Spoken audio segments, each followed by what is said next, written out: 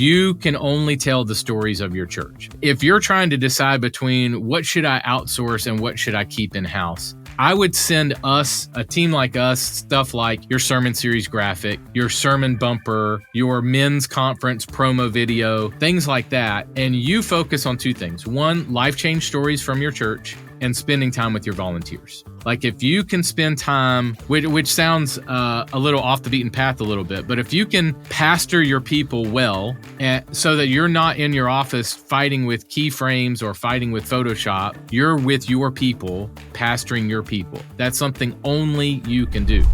Welcome to Season 4, Episode 17 of the Missional Marketing Podcast. My name is Bart Blair. Welcome to another episode of our show. This is the 141st episode of our podcast. We started this podcast in the spring of 2020 to help churches grow by leveraging digital marketing and effective communications. We're coming up on the 4th anniversary of the podcast. If you're listening to this as it has been released, it's the first episode that we've released in the 2024 calendar year.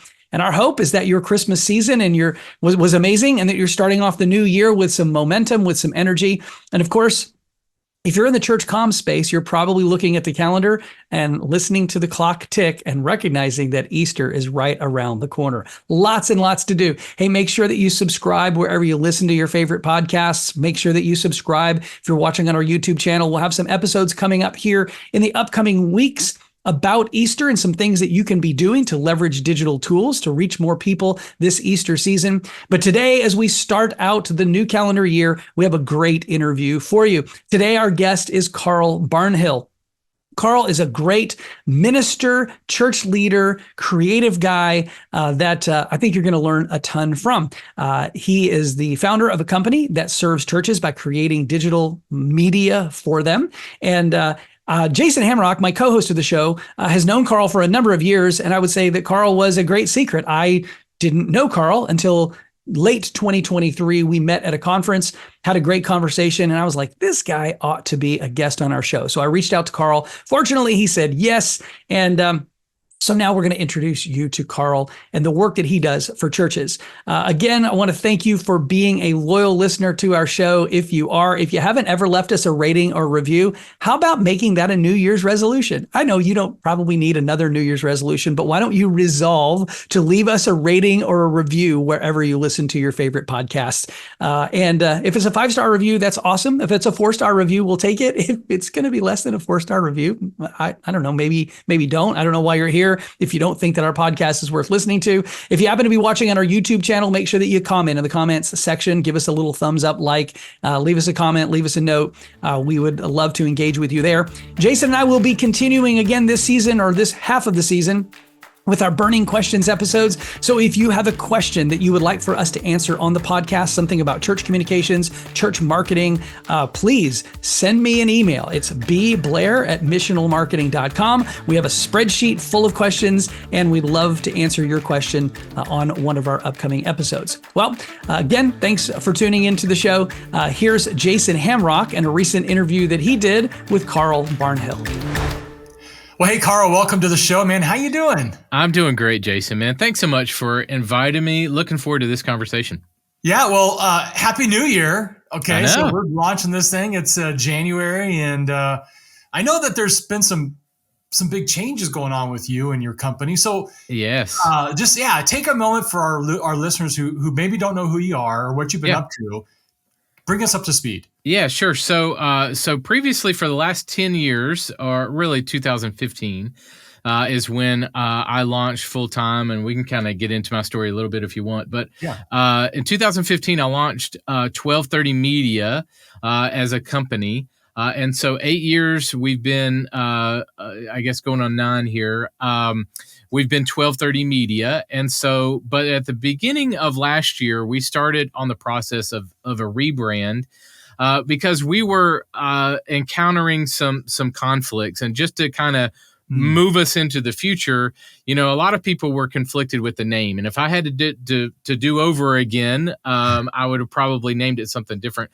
But a lot of people were confused. Is it a time of day? Is it a Bible verse? What is 1230? It was trouble People had trouble finding us on the internet and stuff like that. And also it didn't really say what we do and focus on what we do. And so that began a process for us. And so what we want to be known for is helping you with your graphics and video, not just to look awesome, not just to save time, but to help you visually communicate the gospel. So our new name is Church Visuals. So very clear, we do the visuals in your church. So we serve churches, ministries, and artists, but it's all under the Big C Church. So Church Visuals. So the site's live right now, churchvisuals.com. Lots of brand new stuff there. So it has been quite the journey, man. Yeah. Well, we've had a relationship for a long time, and you guys have done some amazing things in the church. But tell me, where'd that passion come from? Tell me a little bit about your story. Yeah, so I actually started out at a place called Precept Ministries, a lady named Kay Arthur, who's a Bible study teacher. So I came in as a junior editor. I was like 19, 20 years old, right? I'm 40 now. So I came in as a junior editor on her TV show. And this was a show that was like, literally like 100 million homes around the world. It's insane. And so I was an editor there. And then in like 6 months, 8 months, my boss left and his boss left. And I found myself like 20, 21 years old being asked to lead a media department at Precept. And so I probably had 10 or 12 people under me. I think everybody but maybe one person is older than me, significantly older than me. But I learned so much there of leadership and how to, not take advantage of people and how to treat people right and how to lead a team there. Then I spent a few years there, and then I went to 2 large churches, one in Mississippi and then one in South Carolina. But the church I was at in Mississippi, this was a campus. This was a church of about, I think we did like 25,000 on a Sunday, something like that. 5 campuses. It was huge. And I was the only video guy. I think we had a communications department. One guy did some videos here and there for a few things, but like I was it. So the sermon bumpers, the promo videos, the baptism, testament, everything, on top of doing the production team on a Sunday morning that got the video out to all the campuses. And this is before Resi was like a big thing. I mean, this was like you record a drive and you put the drives in a nuclear football suitcase and drive it across town and sync it up. Like that was me back in the day, right? Yeah. But I realized if I'm at a church at this size and I'm the only major video content creator guy, there's no way a church of 200 is bringing on a guy like me. Yeah. And so that began a journey of God just laid it on my heart that like, how can the church have high quality video and graphics at an affordable price, to where maybe they don't have to bring on a full-time hire or a full team? Is there a way and this was back in the day where the marketplaces of church media content was very, very few and far between. Yeah. So that whole industry's kind of grown too, but that was kind of where he laid it on my heart. And so it's kind of been a journey of going full time. And so 2015 is when I launched full time. And so here we are almost a decade later, still doing it. That's a cool story because I think, as you said, there's so many churches out there that really, they don't have the tools. They don't have the staff. Right. They may have some budget, but they don't really know what to do and where to go. And you've created a product that is incredible. Yeah. Like when you look at the stuff that you guys are actually producing for churches, it's high level, yet it doesn't have a hefty price tag with it. Right. And that's the beauty, be able to serve lots of churches in one space because you can really leverage that. So how have you been able to grow? Because this is when I think about churches that want to create video in particular, in your opinion, what have you found to be the best product for a church that's a smaller church when it comes to video? Yeah, good question. So I thought when we first started, I would serve and I wasn't thinking that we have almost 30 people on our team now. I was not thinking we would have a team that size at this place in the game. But I thought that we would serve smaller churches that had no team. I thought that was the kind of the target. But what I found over the years is that especially now, every church and ministry at every level, the demands on visual media on them is so high that they're overloaded. They're overwhelmed, overloaded. I was just as of this recording, I was at a ministry last week that's a huge ministry that we serve with VBS and other things. It was Answers in Genesis. I'll just tell you. So we serve Answers in Genesis doing their VBS and curriculum work and stuff like that. And folks like that are even, we could continue to hire on team, or we can hire you who has a team. And so it's kind of a third of the cost of a staff member, or even if it's the cost of one staff member, it's still going to save you tons of money to do it that way. So that's kind of how we've been able to scale, is that most every church on every level and ministries and artists, they all need help in the visual media arena. I mean, video is the currency of the day. I'm sure you can speak to that the stats on video when it comes to marketing and communications is through the roof. People watch video all day long. Yeah. I mean, you were mentioning when you got your start, 20 some years, same with me. It was like, we're talking old school stuff, but today, the way that the way that people actually respond, right? We're just people, unchurched or de-churched people, even church people, it's all in this short form vertical video, right? I mean, and that's what you specialize in. Yeah, so we do three topics or three areas. One, you were asking how does a church kind of come in, or what is the best process for a church? So we do three buckets. One is ready-made, and that is a library on our site of, I think I was telling you before we started recording, it's like 40,000 something assets, individual assets that we've created over the years. That a church can go on and either purchase that a la carte or by subscription. And I would say if you are a church, that's probably where you start. If you're looking for high quality media, you go either us or another company out there. You get ready-made media first, so that you can download something for $5, $10, or a subscription for a few $100s. You get everything. It's high quality stuff. That's where you start. If you're ready to kind of take that to the next level, we serve churches and ministries with custom media. So if you need a custom sermon graphic, a sermon bumper, a promo video, if you are a curriculum provider or an artist that needs lyric videos, that sort of thing, we make all of that from scratch for you. And again, it is like this, you could go and hire a team, or usually we kind of come in at like a third of the cost of one staff member. And it will save your ministry a whole lot of money and time. So those two buckets, and then we also have a training bucket that teaches ministry leaders how to use graphics and video effectively. Why? Because you need to use those tools to visually communicate the gospel. We want to see salvation and spiritual growth. That's the goal. It's not just to look great. It's life change, right? Well, I'm really impressed these days with this, what we call a ready-made, kind of ready to go. You would think, I don't want to use stock photography or stock video, but I tell you, there's some really good stuff you wouldn't really know. It'd be hard for you to know that was stock versus actually people from your church. So I encourage you, church, go out there and check that out.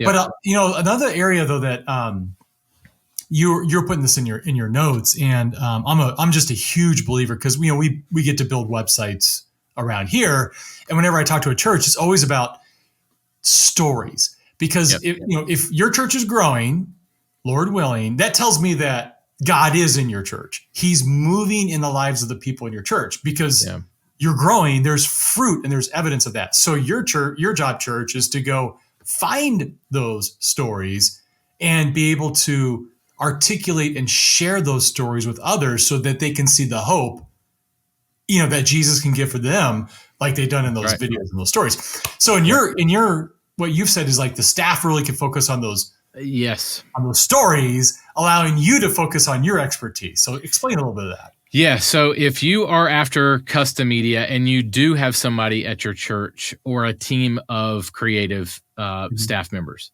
I would absolutely suggest you can only tell the stories of your church. So if it is a baptism video, if it is a testimony video, it is something like that.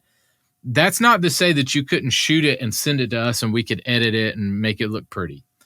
But if you're trying to decide between what should I outsource and what should I keep in-house, I would send us, a team like us, stuff like your sermon series graphic, your sermon bumper, your men's conference promo video, things like that. And you focus on two things. One, life change stories from your church, and spending time with your volunteers. Like if you can spend time, which sounds a little off the beaten path a little bit, but if you can pastor your people well, so that you're not in your office fighting with keyframes or fighting with Photoshop, you're with your people, pastoring your people. That's something only you can do. We can't be there. We can make a video and send that to you. Now that's off your plate. That could be a day or two off your plate that you can now pastor your people more and also tell the stories of your church. So yeah, that's how I would structure it. Yeah. That's really good advice. I mean, I give the same advice because, you know, we step in the kind of the advertising, SEO world and, you know, church website world and all that kind of stuff. It's the same thing. It's like, have your ministry people do ministry. Right. And it sounds self-serving for me and you to say that, but it's the truth. It's like, we cannot be there. And I would rather you build relationships with your volunteers, your people, go to the hospital and visit, like whatever that looks like in your context. It's the truth. I mean, and I've tried to get over it sounds self-serving to say that, but whether you use us or somebody else, it's still the truth. It's true. And on the other side of that, like, you know, I was for a decade a comm director, right? You've spent years working in two big churches, right? And so we've been on that side, and now we're on this side going, hey, there's so much. You really want to leverage this ability to outsource things that, yeah, you could hire a full-time person, and maybe you even do have a full-time person, but they still probably need some help. And you could outsource those things so that that full-time person can stay focused on other things that just can't get outsourced. And like you said, pouring into volunteers, right? Doing ministry, not programming, not sitting there behind a computer screen. Actually get out there, because you can't outsource that. Correct.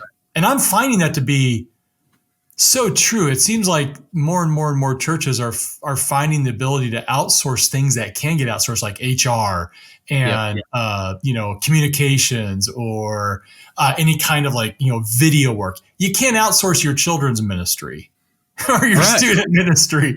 Correct. You don't outsource that stuff. That's stuff done by pastors and staff people. Yep, exactly. And I think and this is, I'm cautious to say this, but I'm a motion designer. I do motion graphics work, right? And so when I am hiring new people on our team, honestly, that's all, on the video world, that's all I hire, because a motion designer can do video editing. A video editor can't necessarily do motion graphics. The reason why I say this is because you may have people on your team that could edit video, but it's a whole different skill set to hire a motion designer. So you might be able to outsource things that are at a higher level or with a different skill set as your internal team.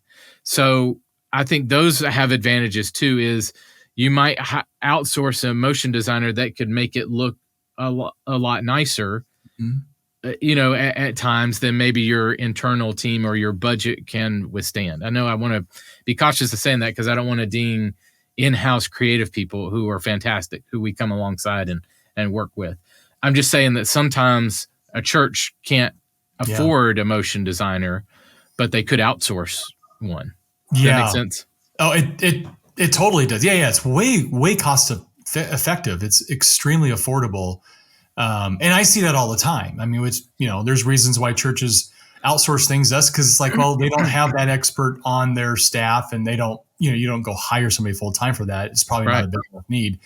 And those unicorns, they're not out there who can do like 10 or 12 great things. You can usually do one or two. So I think so. So on my podcast, I've had a couple of guys that speak to that effect. Phil Battle is one. I'm sure you know Phil. Yeah. So Phil and I are good friends. We talk about that quite often. That I think churches think that they dump everything in this one job description, and what they're really asking for is a unicorn or multiple unicorns in that one job description. Church, they don't exist. They don't. No. And you don't, or you don't have near the budget of salary. Correct. Or it's three, you're asking for 3 unicorns in that job description. That's right. They don't, they might exist, but, and also too, the stats show that if they do exist and you do get them, you're probably not going to keep them for more than 3 years, 5 years. Maybe. Yeah. That's a big trend. Yeah. Yep. Unfortunately. Okay. So talk to us a little bit about what trends you have been seeing where video is being used. Yeah, I would say motion graphics is a big trend. Motion allows you to be evergreen, meaning like if you shot a video with somebody on camera, a talent, and it's a church staff member, that church staff member could leave. It could be dated really quickly. Like even if you had one guy on camera, that video is not going to last you that long before. Motion graphics just allows you to be more evergreen. Okay. You mentioned it. Vertical video is definitely a trend. So shorts, things like that. So if your pastor can do a little iPhone selfie video once a week, couple times a week, and post that to your social media, that's definitely a trend. I would also highly suggest that anyway, because your sermon is a gold mine of content that is highly underused in churches, I believe. Mm-hmm. To take a pastor's transcript and turn it into a blog and social post and emails, and then you can have him go deeper during the week with selfie videos, things like that. That's definitely the way to go, I think. So yeah, motion graphics and vertical video is probably the top 2 that I would think of. Yeah. And lately I've been trying to teach churches that that media is incredibly valuable. You just hit it perfectly there. But what I've also been trying to teach churches is that you don't want to just put that on YouTube. Although you do, because YouTube is the second largest search engine, and it's got millions and millions of people. You don't also just want to put that on social media like Facebook or Instagram or TikTok. Super powerful. Right. Which you do.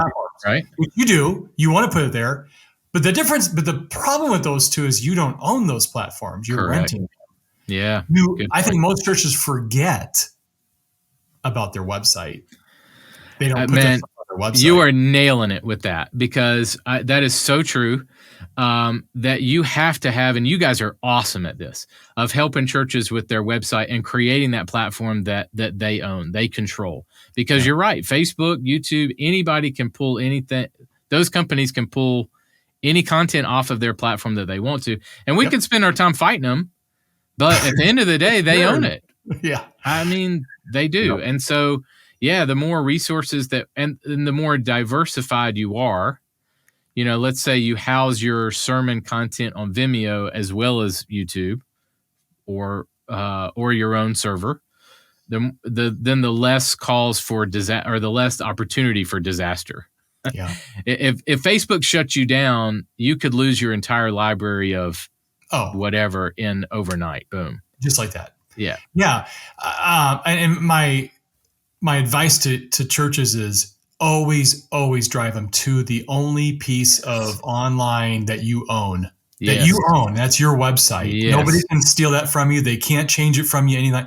So if you're not driving traffic to your website, that's a problem. Yeah. Second, if your website isn't a resource hub, not just a brochure about your church, but a resource hub, if it's not quite there yet, get it there. Absolutely. And the stuff that Carl and his team create, all that should go on the website. Yeah, you're nailing it. Absolutely. It's not just the front. It is the front door, but it's also, you need to drive me there. Like if I'm a member of the church, I've got to have a reason to keep going back. Yeah. Not just, if I've seen the brochure, There's no reason for me to go back.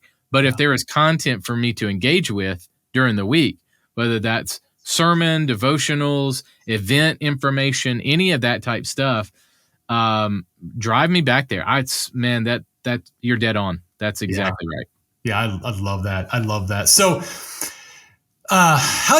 tell me again, because you mentioned the best way probably to get started with work with you guys would be just doing some kind of a purchase of a video short, or tell me about that again. Yeah, we have a free account on our website, so you'll get a bundle of free media.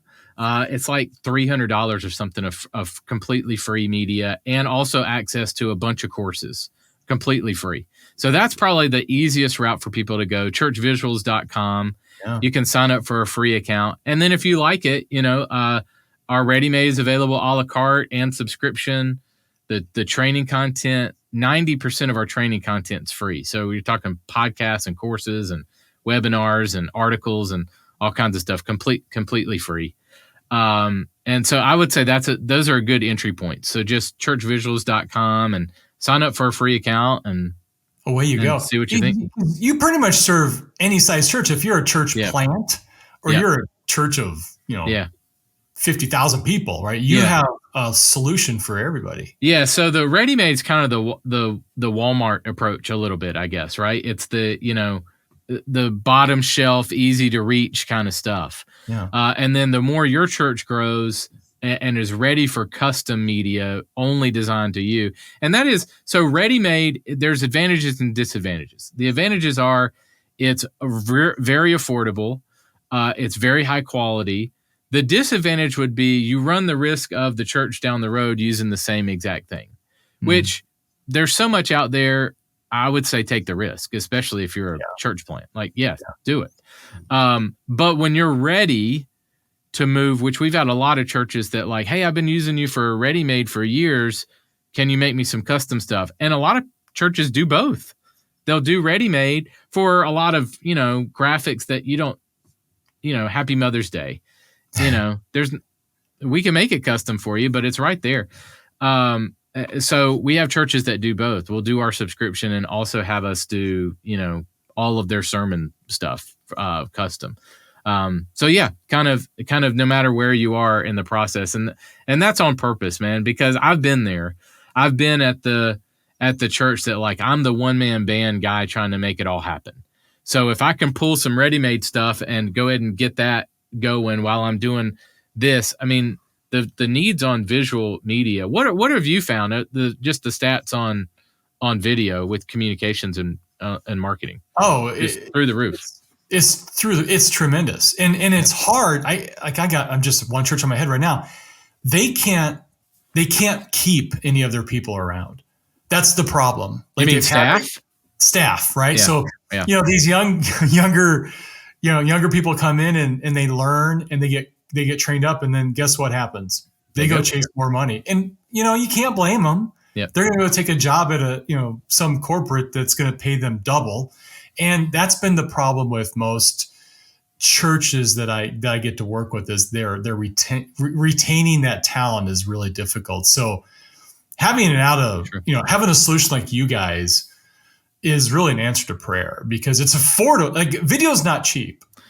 No, it's not. And the price tag is sometimes like a shocker, and you're going, yeah, but you're wanting this custom piece for a 2-minute clip or something like that. It's going to cost thousands. That's just. Yeah. So a normal custom sermon bumper for us, a 30 to 60 second piece, is $500. Okay. Yeah, which for some churches that is like, what, $500? But like, if you broke that down from a full-time staff member down to the month, down to the week, down to the hour, I mean, and you're also using it for 4 to 6 weeks. I mean, it's super affordable. Yeah, it is. And when you put it in big, I mean, sometimes with custom, we're talking bigger numbers. But like, let's say if you did a retainer with us for, let's just say $10,000 to $20,000. Okay. You couldn't hire a junior video editor for $20,000. Oh no. You know what I mean? Yeah. Like, so, I mean, even though it's these bigger numbers, when you put it in perspective, like we'd have to get multiple $40,000 to $50,000 or plus $1,000 a year full-time hires and pay their insurance and pay their, I mean, the numbers start to make more sense, Yeah. Those junior level guys, they grow up. They grow up, get trained up, and then or they start a family, and they're like $20,000. I can't afford this. I can't afford my house. Yeah. So exactly right. I agree with you. I think there's a balance to say, you always, like we do a lot of communications consulting and stuff like that. And it's for some churches, it's like, that's all they want to do is outsource all that to us. No problem. Yeah. But most churches, it's kind of a balance between having somebody on staff who has awareness of it, who can do it, but you've got this tool that's outside who, missional marketing for you guys is, it's the idea that we care desperately about Jesus, and we want more and more people to follow him. And so we're very equally yoked with the church in our mission together. Yeah. And that's the same with you guys. Yeah, I think your name says that, and you have a specific skill set. I mean, we use you guys for SEO and for other work. Why? Because you guys are skilled in that area, and I think that's the same for churches. Like, why try to go out and hire a full-time SEO guy when I can have the power of the team of missional marketing and the experience behind it to do? So it really starts to make sense. It'd be the same thing here too, right? So I don't know. It's not churchvisuals.com. I tell you, I'm so pumped and excited for thank you for you. And if you guys don't know Carl, he's just a great guy. He's got a cool thing going on here. And so go check churchvisuals.com, brand new name, brand new website.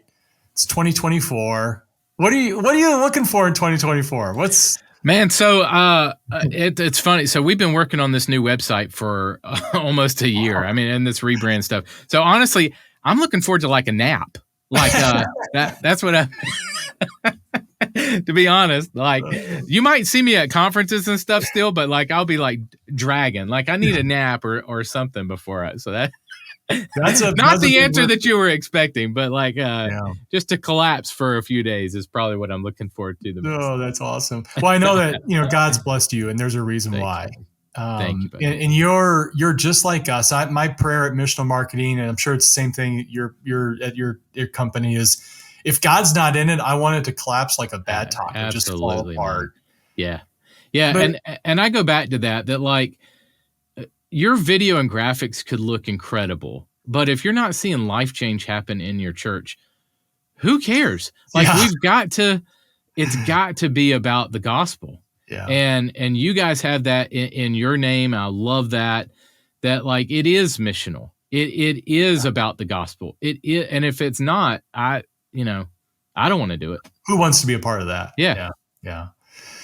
Well, Carl, thanks, man. I appreciate you. Thanks for jumping into our podcast today and just teaching us a little bit more about this. And again, guys, go to churchvisuals.com. Check out what Carl's built here. It's a cool thing. And if you've got any just questions, he's available.